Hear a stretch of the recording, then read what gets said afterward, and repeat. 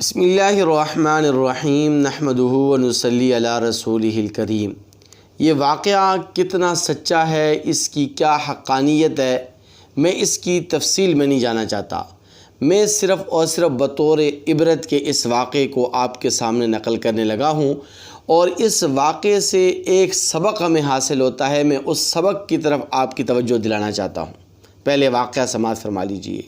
ایک شخص روزانہ شراب خانے میں جاتا ہے، اور جتنی اس کے پاس حیثیت اور استطاعت ہوتی ہے وہ شراب خریدتا ہے، گھر لے کر آتا ہے، اور گھر کی گندی نالی میں وہ شراب بہا دیتا ہے۔ پھر وہ شخص ایک کوٹھے میں جاتا ہے جہاں ایک بدکارہ اور فاحشہ عورت نے اڈا قائم کیا ہوا ہے۔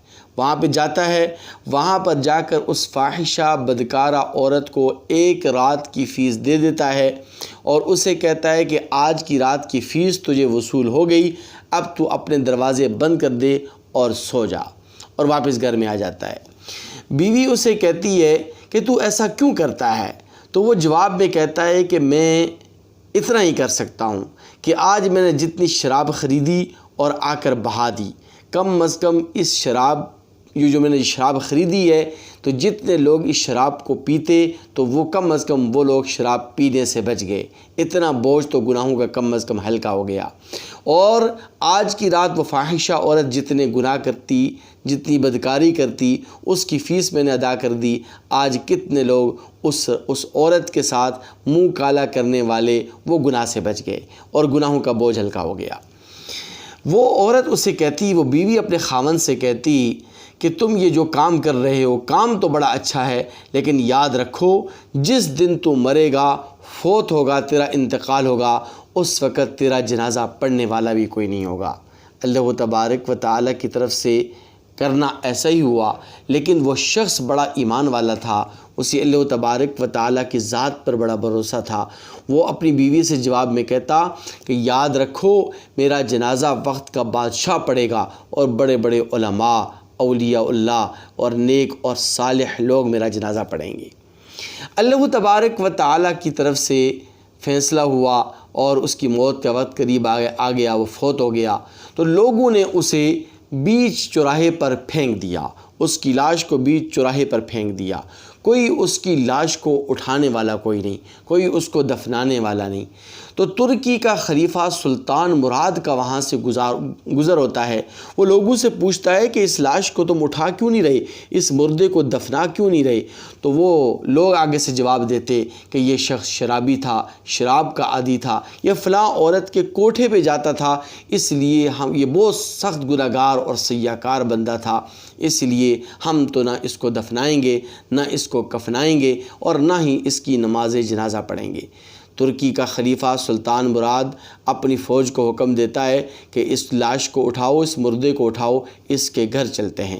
گھر میں یہ لاش پہنچتی ہے تو وہ عورت آہ و فغاں شروع کر دیتی ہے، اور کزار و قطار روتے ہوئے کہتی ہے کہ میں اس بات کی گواہی دیتی ہوں کہ تو اللہ تبارک و تعالیٰ کا نیک، ولی اور صالح بندہ تھا، لیکن آج لوگوں نے تجھے اسی طرح بے لوارث پھینک دیا، اور تیری نماز جنازہ پڑھنے والا کوئی نہیں۔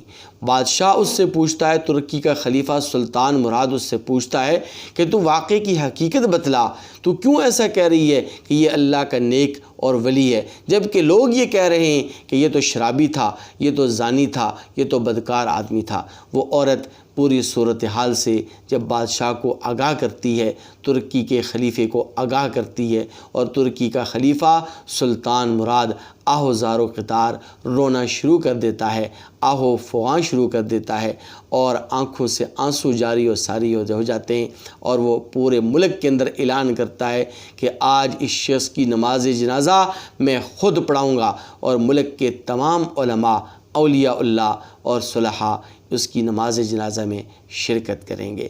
میرے مسلمان بھائیوں، اس واقعے سے ہمیں سبق یہ حاصل ہوتا ہے کہ ہم اپنی سوچ کو، اپنے ذہن کو، اپنے دل و دماغ کو ہر قسم کی غلط فہمیوں سے پاک کریں۔ کسی کے متعلق رائے قائم کرنے سے پہلے ضرور سوچ لیا کریں کہ میری یہ رائے قائم کرنا صحیح ہے یا پھر غلط ہے، کیونکہ بہت ساری غلط فہمیاں انسان کو تباہ و برباد کر دیتی ہیں، اور بہت ساری بدگمانیاں انسان کو گناہ کے اندر مبتلا کر دیتی ہیں۔ اللہ تعالیٰ سے دعا ہے کہ اللہ تعالیٰ ہمیں اس واقعے سے سبق حاصل کرنے کی توفیق نصیب فرمائے۔